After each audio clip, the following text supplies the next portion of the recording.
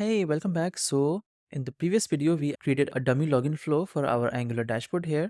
So it works something like this. We can log in with some dummy data and we can log out, but there's actually no integration with a server side or a backend framework. And so in this video, I'm going to integrate Firebase authentication and the Firebase DB with my Angular dashboard. And the way I'm going to do that is by using the basic Firebase JavaScript SDK instead of Angular Fire. Now, Angular Fire has been the main way to integrate Angular with Firebase for a long time. And it's really nice. It provides a list of these features that it says it really helps out in Angular apps. But it's giving me some compatibility issues recently. So I tried adding a Firebase JavaScript SDK and it turned out really nice. It was surprisingly simple to do. I'm going to cover all of that in this video. And just as an aside, this Angular dashboard basically, which is a customizable dashboard, where I can move things around here and there, and it has components, it has Tailwind integration, and now it also has login, is now available on my little Angular store, the link to which you can get in the description. So if you get this right now, you're going to get all of the future releases for free as well in the same price that it is currently. So be sure to check it out if you're interested. Okay, so let's get started. So the first thing you need to do is obviously to create a project on Firebase console.firebase.google if you haven't already. Now I already have the Angular dashboard here and I have set up 3 products here in the same project. So it's authentication, the Firestore database, and storage. The authentication and Firestore database are necessary because I am using Firebase authentication to actually authenticate the user, and then I'm using Firestore database to actually store the user information here, because the Firebase authentication user object basically has limited information. I wanted to keep more information for the future of this dashboard. So in my authentication, you can see I have 2 users added here, and in my Firestore database, you can see that corresponding to those 2 users UIDs, I have basically a users collection and I have these 2 data points here. Okay. Now for the images, I am actually putting that in the storage and then using the link here. I'm passing the link here, and that's all that I'm doing. You can get that image from someplace else. Our application only needs a URL for it to work. All right. So I have this data that I have set up so that we can actually use it in our application. All right. So once you have done this, you just need to go in your project settings here and you need to go in your Firebase config here. All right. This is all you need to actually integrate this into your Angular dashboard. So I'm just going to copy this in here. Then I'm going to go back and set up my Angular project.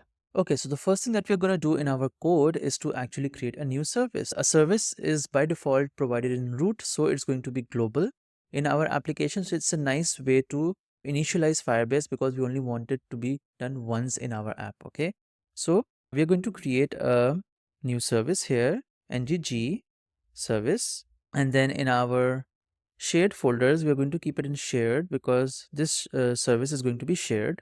And let's create it in shared services and let's call this the Firebase service. Okay, now let's go in our Firebase service and copy paste our Firebase config here. Okay, now you can obviously this details are going to be different for your own application, so make sure you change it. If you get the code for this app, make sure you add your own Firebase configuration so it works with your own backend. All right. Okay, next what we want to do is we want to install Firebase in our application. So we are going to do npm install Firebase. So it's giving some peer issues because we are on the NGRX Signals 18 version. So let's just temporarily do it with legacy peer deps for the time being. Great, so it's installed now, and now you can go in your package.json and we can now see in your dependencies that you have Firebase 11, which is the latest version of Firebase, and it's nice and simple. We don't need anything else. All right, great. So now what we need to do here is we need to use the initialize app function first. So I'm going to create a private property here. We're going to import our this from Firebase app and we are going to call this initialize app. So initialize app, and in here we are going to give the Firebase config that we just initialized. Okay, and let's add a getter here at the bottom like my AI is suggesting, so that I can use it outside of my Firebase service. Okay, similarly we're going to do the same thing for private auth, okay, and for private DB like this. Great. So this is all that we need to do in my Firebase service because we need to use these this app, this auth, and this DB to actually call our different Firebase JavaScript SDK functions in other services, all right? But we need to create our authentication functionality. So for that purpose, we are going to create our authentication service now, which is going to encapsulate all of the functionality, all of the Firebase related functionality for our authentication process. So let's create another service here, and we're going to put it in the shared folder as well, because auth is a shared sort of functionality. So let's create an auth service here, and in our auth service now, we can now get our Firebase service here. Okay, so we can do Firebase service is equals to inject our Firebase service. All right. Okay. And for the auth now, the first thing that we need here is to actually implement the login function. Okay, so the login function is going to take in the email and the password as a string and is going to return sign in with email and password. Okay, and we're going to give this.firebase service.auth and the email and the password here. Okay, and let's import this from Firebase auth here like this. Great. And then let's also add a logout function here. We can go basically sign out in Firebase auth, and we're going to do this.firebase service.auth here. All right, great. So login and logout are implemented here. Now you can see that this login is going to return promise user credential. So we can actually return this user credential and save it in our app store. But Firebase actually recommends us to use an observer for this purpose. Okay. Now, why does it recommend us to use an observer? Because it's not only the login and the logout events which actually are going to create changes in the user. It could also be other ways, like for example, when you're initializing the application, you actually need to get the user state. So that observer actually covers all of those use cases. So that is a more foolproof way to ensure that your application is always synced with Firebase authentication correctly. So in that case, what we're going to do is we are going to set up our listener in our constructor here. And how are we going to store this information? We are going to store this information by just using a simple user here, and we're going to call this a signal, and this will have the type of user, the user that we are going to get from the Firestore DB, all right, not the Firebase authentication user, because that's a limited user. We want all of the data that we have from our Firestore database, and we're going to make this null, and initially obviously it is going to be null. Okay, let's import this signal here. Great. So in the constructor, what we're going to do is on auth state changed, which is an observer in which we can update our user state. So we're going to do this.firebase.auth, and this is going to be an async function because we actually want to do multiple things here. If the user is not there, then we are just going to set null to the user, right? And then we're going to return this function. Otherwise, we're going to set the user to the user that we get from here. Okay, now it's giving an error here, and that is because this user is of a different type. This user is your Firebase user, okay? And this user is the user that we have in our own database. So what we actually need to do is we also need to do another function call here to actually get the user from the database as well for the same UID, okay? So we are going to create a new function, and we're going to call it the get user info function. So let's implement that get user info function here. And so we are going to do async get user info.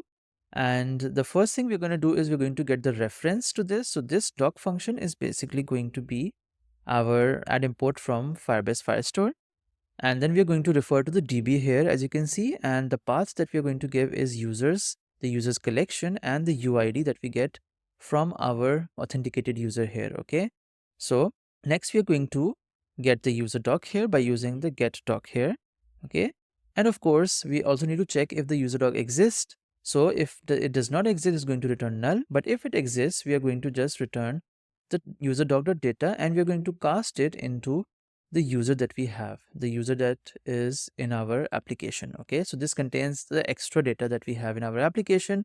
Now I just remembered that I did not add another data point that we had, and so we can also add the role here, which we need to add as an additional data information. All right, so this get user info is an extra added bit of functionality that we need, and we're going to get this user here. Let's rename this as the Firebase user, or let's call this auth user. Okay, and this user is not going to be the auth user, this is going to be the user here. All right, so now we are seeing that there's no error here, and whenever the auth state changes, our authenticated user is going to come from here and it's going to get set in our user signal here based on whatever the state of that is. All right. So we can be rest assured that all of the time, whether we are logged in, whether we are logged out, whether we are already logged in and it has stored the information in the browser, Firebase Authentication or the JavaScript SDK is going to get our user for us here. All right. Great. So, but then what will happen to our app store and the user that we have stored there, which I showed in the previous video? So what we're going to do is, since we don't need that explicit state here, we are going to just remove that from here, and we are going to convert that into a computed here. So there's a section with computed in which we can actually define our computeds here, and this user here, we are going to define it as a computed, and this is going to be all service.user and the signal here. All right. So this is going to ensure that whenever the user in the auth service changes, it's going to reflect in our app store user as well. Now, why I have done that and why I don't want to use the auth service directly, because I don't want to use my services directly in my components, is just a pattern that I'm following in the dashboard. I only want to refer to my stores in my component templates and in my components so that the structure is a bit well defined. All right. So we have our user here and we can now use it anywhere in our application, which we are already using in different places. Okay, so now that we have dealt with the user here and we have our user from the auth service and we are going to get this user reflected in the app store all of the time. So now we don't need to do any explicit patch state in our app store. We can just directly call our function here. So let's remove this patch state here and we're just going to call the login function here. And because this is an async function, or it's a promise-based function, we're going to convert this method into an async function as well. We're going to do await, and we also want to inject our auth service here. So we're going to do auth service is equals to inject auth service and await auth service dot login email and the password that we are getting from our login function here, and we just route to our dashboard here. Okay. Similarly, here we don't need to patch and make it explicitly undefined because our observer is going to do that for us. So all we need to do here is we need to do await this, and we're also going to make this as async. So await auth service dot logout here like this. Okay, so this is going to log in and log out. All our methods are set up, and let's go to the login so that we can also see how we have implemented that. So I've already added a simple forms implementation here, a forms module using the template driven forms on my login component here. So I have ng model, the name, and I'm referring to the control, and then I'm using it to actually show the error when the control is. So these are just simple client-side validations using template-driven forms, and the same thing I'm doing with the password. And then I have bound it. As you can see, the ng model is bound with password here and the email here. So these are two signals which actually contain our email and the password that the user has written. And then I just need to send this in my ng submit here in the login here as well, the current value of the email, the current value of the password. And so this is sort of my login form binding so that everything works correctly. Okay, so let's save this and let's see how this looks. Let's go to our login here. If you're going to do Zoeb at zoebkhan.com, which is our valid user, I'm going to do the password as this. It's just a testing password here. You can also use that. Click on login here.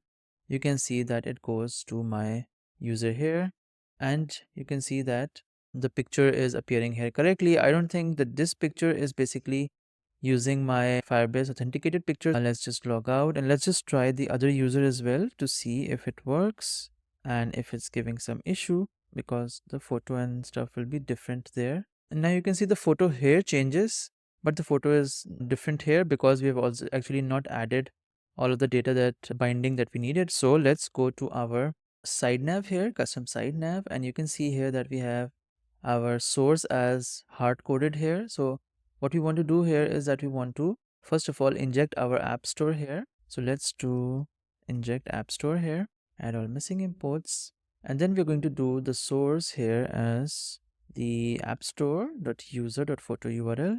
Okay, and then this is going to become our name here. So we can do app store user.name, and this is going to become our role here. Okay, let's save this. And now if we do John Doe at zoebkhan.com and testing 1 2 3, You can now see that we have our this, and we are getting the user role here, not the admin role. We can also log out here, and we can do zoeb@zoebkhan.com. The same thing, 1, 2, 3. And you can see here now that we have Zoeb Khan and we have the admin role here. Okay. So these are two different users. We are getting different user data based on our Firestore database. Okay. But there is still one issue that we have to deal with. And so to do that, we are going to actually just refresh the app and see what happens. So once we refresh the app, you can see that we go back to the login. Now, why is that? Is the Firebase JavaScript SDK should remember the authentication state because we have already have the observer setup. Now, this is because we have our guard set up wrongly. All right, so let's go to our auth guards here and let's see what the problem is. Now, the problem is that when we refresh the application and this guard runs at that time the user is null. All right, so and when that time the user is null, it actually redirects back to the login directly. And that is because Firebase JavaScript SDK does not get time to actually initialize to a correct state of the authentication, even though the authentication state is there. So a great thing about guards is that you can actually return a promise to it. You can make it into an async function as well, all right? So that it waits for a specific thing to happen. But in this case, what should it wait for? So Firebase has a nice little function here that we can use to actually wait for the authentication state to get ready. All right. So we're going to create a function and we're going to call that get auth state. Okay. Auth state, and this is going to return the Firebase user or it's going to return null. Okay. So the Firebase auth service basically has a function called auth state ready here. Okay. So this function returns a promise that resolves immediately when the initial auth settled, and that is the initial auth state when, for example, you are initializing the application or you are coming back from a browser refresh or something. So we are going to await on this, and then after that we are going to return the current user that we have. Okay, so now we need to use this get auth state then in my auth card here. So the first thing that we need to do is we need to make this into an async function. All right, and then we want to inject our auth service here at the top. Inject auth service. Also, let's move the router here at the top here as well, and then we can then use the await syntax to get our auth state here like this, and then the rest of the stuff remains the same. So let's do the same for the other guard here. Let's make this into async as well, and now you can see that when we refresh our dashboard, you can see that we get the same logged in state of the dashboard as we got previously, and we don't go back to the login page. And when we log out, now we can go back to the login page, and when we refresh, we're going to get to the login page. Now, if we try to go to the dashboard again, it's not going to allow us because this is a true authentication state. If you want to log in again, let's go and log in again. Let's do 1, 2, 3, and you're in the logged in state again. Now, if you want to go to the login page, it's not going to allow you to because it is a login state and we actually wait for the authentication state to initialize. Okay, so this seems pretty good and we are done here. Of course, we can add some other stuff like validations and stuff like that to make the login form really good. There's some errors. For example, in the final one, I have actually added some error handling here as well. So if, for example, we log out here and we leave the password as empty and leave both of them empty, in fact, you can see that it does not allow us to log in any case. And also, if, for example, you get a wrong password here, for example, and you try to log in, you're going to get a nice snack bar of invalid email or password just as a sort of an error handling here. Okay, so you can add that later, and you can add all of the other functionalities including sign up flows. Let me know if you're interested in a sign up flow because that is another thing. I haven't added that in my dashboard, but if there are enough people who are asking for it, I might create a sign up flow for this purpose, just for this use case, so that actually we can go through that as well and we can add it to the dashboard. So I hope you liked this 2-part series on adding authentication to my Angular dashboard. And as you can see, it required quite a few steps, but with just following these steps, we can actually create a pretty nice product here like this. Now, since we have our user and the user database, and the user data is in my Firestore DB now, we can add all sorts of functionality to it. We can actually make these widgets actually come from the user configurations. We can have a config for my user, for example. We can have my menu configured according to my specific user that is logged in. So there are lots of possibilities, and we are going to explore that in my future videos. So thanks for watching, and if you like this video, hit the like button and don't forget to subscribe if you haven't already, so that this can reach more people and we can all learn together. And again, as a reminder, the dashboard, if you want the code, it is available on my little Angular shop and you can get it in the description. And I'm going to see you next time with another interesting video.